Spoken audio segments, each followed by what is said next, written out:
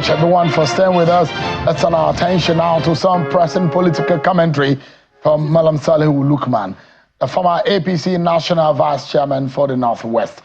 Mr. Lukman has recently issued a stark warning about the current state of the nation, capturing widespread attention with his incisive critique.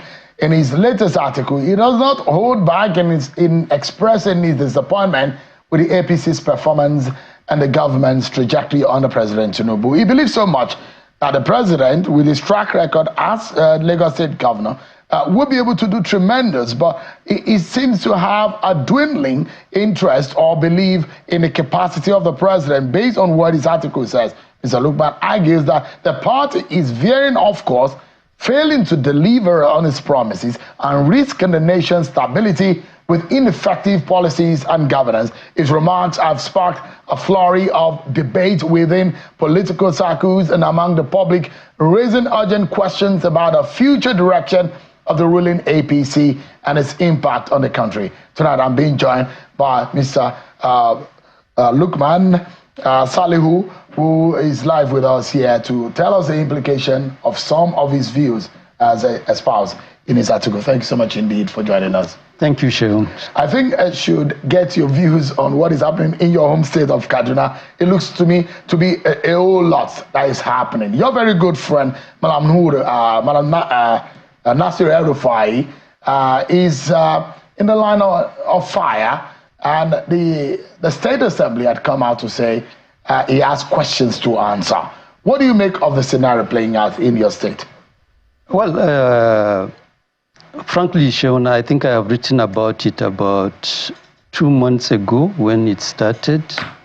And my position is simple. I am for accountability, and that if it requires auditing all the loans that were collected in the last 8 years, it should be done. It should be done. There is no problem with that. But my major worry was that as a party, we seem to be just observers, and I feel having ruled for 8 years and produce a successor is not tidy to be fighting the way we are fighting now. My best case scenario will be internally inside the party, let's sit down. If it means crucifying Malam Nasru, we should first crucify him internally inside the party. Unfortunately, that is not the case, and there is no any other discussion going on, as I know, within the party in terms of even sitting these people. It's just the legislature that invited the people they wanted to invite, got their views and went public with it. But however, be that as it may, I want to really appeal that we need to really be much more focused. What is it that we want? If it is a case that it is established, money has been mismanaged, what can be recovered should be recovered. But we must not reduce it to cheap witch hunting as it is being projected now in the public. Does it look like a witch hunt now?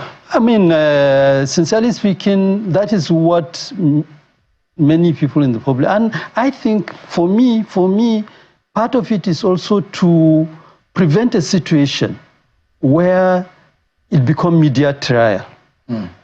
I think we need to get the facts, sit down, and decide on how best to move with this thing. So the spokesperson of the House was on this program, and he made some very categorical and far-reaching statements, because he said, according to the document and investigation they did, they found out that he said, according to him, and I quote him, in the 8 years of his reign, talking about Nasir El-Rufai, he said he single-handedly took $758 million US.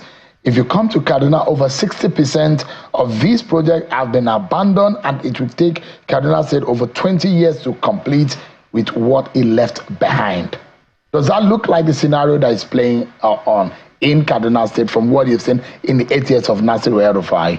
Look. I don't want to speak on the detail because I have not gone through it. I don't have all the facts.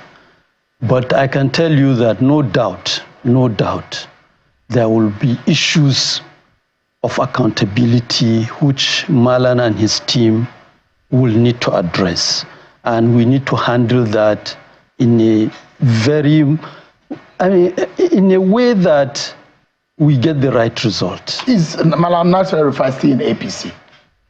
To the best of my knowledge, yes, I think he is. Because of the meeting that he's been having with SDP, I believe that you are a very close friend to him. I have made it public since I left, since I resigned from the National Working Committee. The only time I met Malam Nasir was when we went for the reception, birthday reception of Chief B.C. Akande at the villa. So you've not seen him in a long time? No, we've not seen.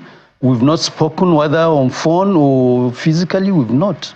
So I'm not... What would you... because you are an insider, you are a chieftain of the party in Kaduna State, exported for national prominence. But the question is, what do you think could have gone wrong between Malam El-Rufai and Senator Uba Sani? It's an issue of manager relationship.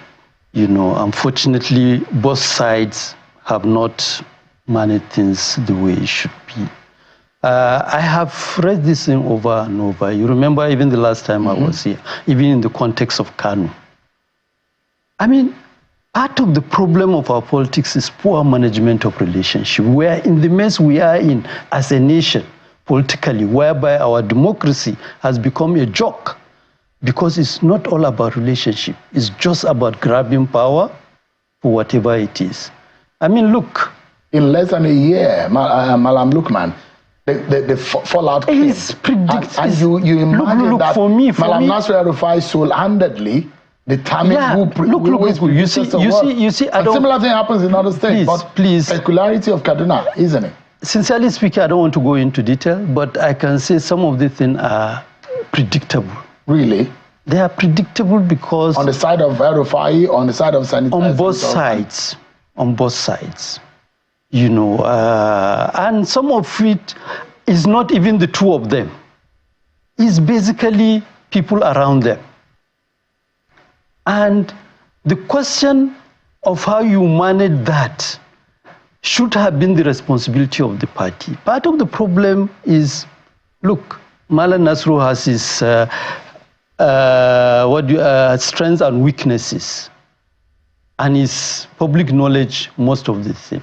You know, and for me, what I think as a party we should have been doing will be to use the tenure of Malam Uba Sani to strengthen to ride on the strength of Malam Nasir and deal with those weaknesses. If the issue of accounting for this loan is part of the way of dealing with the weaknesses of Malam Nasir, I'm for it, but sincerely speaking, I feel we can do things better, we can manage it better. You know, this thing cannot be resolved through the way it is going. We need to sit down. All right. You know. Let me take you to your article, and you have sort of now become a compass in dissecting the heart of issues in the APC. You are worried. And it took me almost 2 days to finish reading your article. Started halfway, gone halfway again, went back to it. And you are one person. You've spoken to me about President Bola Tinubu, whom you were not in a doubt as to the capacity of President Bola Tinubu in delivering on the promises, on giving Nigeria the very best of governance. And you've made the Lagos sample of what President Bola Tinubu did as a governor, that it will bring it to bear. But you look to me that you are disappointed. You look to me in your article, except if your writing and your views are different. But it doesn't look like it looks like you have changed your mind, or your views or your thoughts have changed. Look. If you remember, as far back as I think August last year, I wrote an open letter to Aswaju where there is disturbing signals. And I followed that through up to the last article which you are now referring, by making appeals publicly. I have hope I will have the privilege of meeting him. Unfortunately, I have not had that privilege. Understandably, I don't earn his attention. But the key point, I didn't start today. You know, my activism go back to the military days. We know exactly what we wanted in fighting for democracy, in fact, campaigning against the military to go back to the barrack. And of course, we made our own blunders, because when the democracy came, we were suspicious. We didn't participate at the beginning. And that created the gap, whereby, you know, at the beginning, parties were shopping for candidates, you know, and we all stand by because we didn't even think the democracy would last. Now, here we are, and shortly after, from 2003 to 2007, we saw the damage, how it became almost like garrison.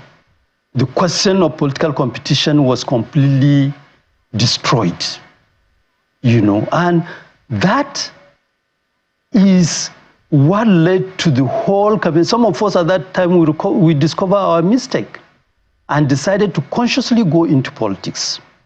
And when we went into politics, after 2011 election, we discovered that, look, defeating PDP is going to be impossible unless the opposition parties are able to merge.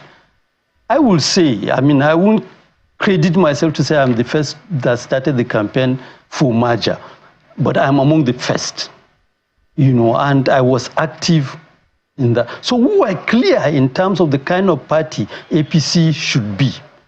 We saw the weaknesses of PDP. Apart from imposition of candidates, part of the problem was that elected candidates are not accountable to the party or anybody. And we thought building the APC will depart from that, which was why the slogan came, change. Of course, at that time, the national temperament was in favor of defeating PDP. So we succeeded.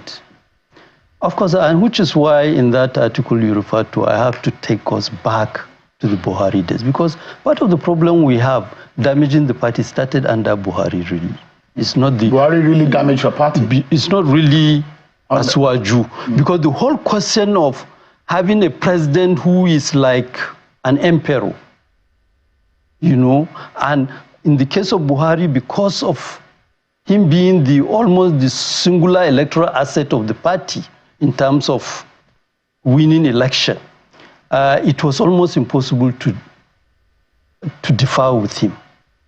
So everybody, but we were hoping with Asuwaju things will start changing. And you saw, I mean, I apply myself, the campaign to get Abdullahi Adamu out and Naomi Shere out of the party was my singular handwork. I started it. And nobody pushed me. You know, nobody pushed me. I started it based on the commitment to ensure that the party really become what it is, return to the vision. But 11 years after your party came into force, you say that there is nothing really has changed and a kind of difference. In fact, it's getting worse. It's getting worse. Look, let me give you instances, Shehu. We are having a party which, since its formation, some of the organs have not been convened. We are having a party which, for 1 year, no meeting has taken place, and that party is controlling government.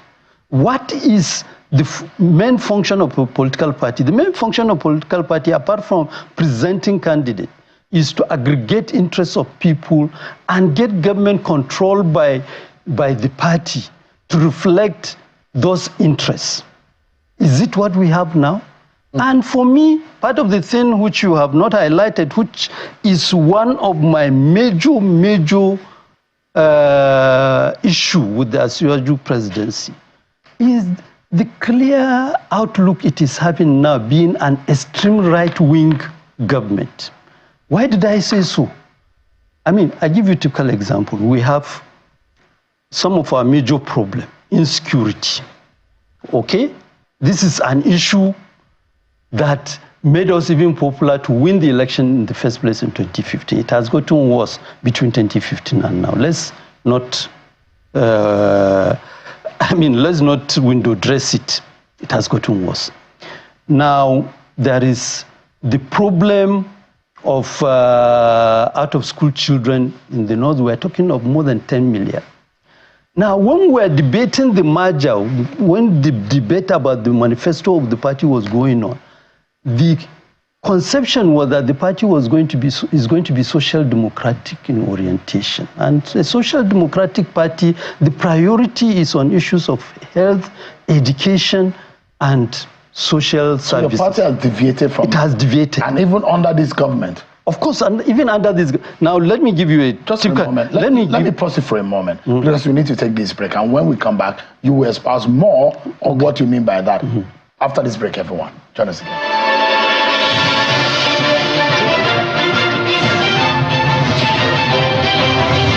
Thank you so much.